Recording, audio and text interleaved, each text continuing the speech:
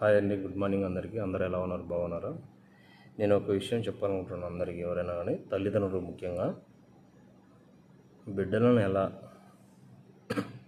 పోషించాలి, పెళ్ళి తర్వాత వాళ్ళకి ఆస్తులు ఎలా ఇవ్వాలి అనేది ఒక చిన్న లాజిక్లో చెప్పేస్తాను. అనేది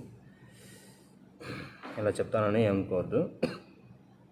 తల్లిదండ్రులు ముఖ్యంగా మీరు సంపాదించిన దాంట్లో ముగ్గురు ఉంటే ముగ్గురికి సమానంగా, లేదా ఇద్దరు ఉంటే ఇద్దరికి సమానంగా, అది ఎప్పుడు ఇవ్వాలంటే వాళ్ళ పెళ్ళిళ్ళు అవి చేసిన తర్వాత ఖచ్చితంగా 100% వాళ్ళ ఆస్తులు వాళ్ళకు, అంటే వాళ్ళు సంపాదించింది కాదు, మీరు సంపాదించినది.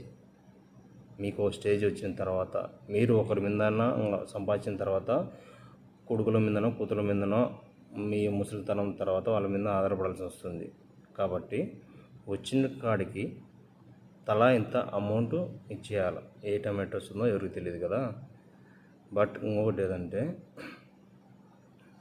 మీరు హెల్త్ బాగాలేకనో, ఒకవేళ మీ స్టేజ్ కొంచెం నిలబడిపోవడం, సంపాదన లేకనో ఉండడము ఉన్నప్పుడు ఒకరి మీద డిపెండ్ అయి ఉండాలి.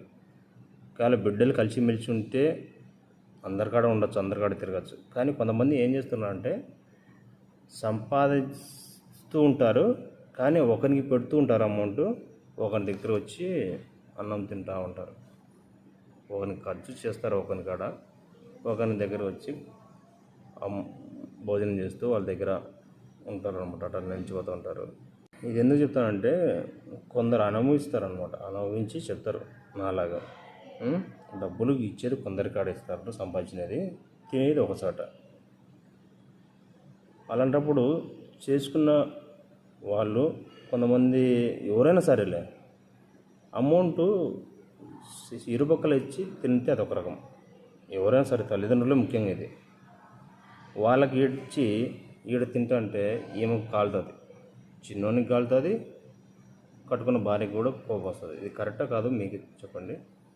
అలా చేయకుండా నువ్వు ఎవరికైతే నువ్వు అమౌంట్ ఇచ్చి నీ ప్రాణం పోయేంత వరకు నన్ను వీడు చూసుకుంటాడు అని నమ్మకం ఉంటే వానికి పెట్టి వాని దగ్గర ఉండండి. వానికి పెట్టి ఏదో వాని దగ్గర ఉండద్దు దయచేసి. మిగతా వాళ్ళ గురించి చెప్తున్నా. ఇదేదంటే నేను పడిన ఎవరన్నా చూసినా కూడా, బిడ్డలున్నా కూడా తండ్రిని చూసుకోలేదంటే కొంతమందికి నాకేం పెట్టినాడు అని ఇదే ఎందుకు అడుగుతారు. దయచేసి అందుకు చెప్తున్నాను. దయచేసి ఎవరికి ఎంత అమౌంట్ పెట్టాలనో, ఎవరి దగ్గర అయితే మీకు అనుకూలంగా ఉంటుందో వాళ్ళ దగ్గర డిపెండ్ అయి ఉండండి.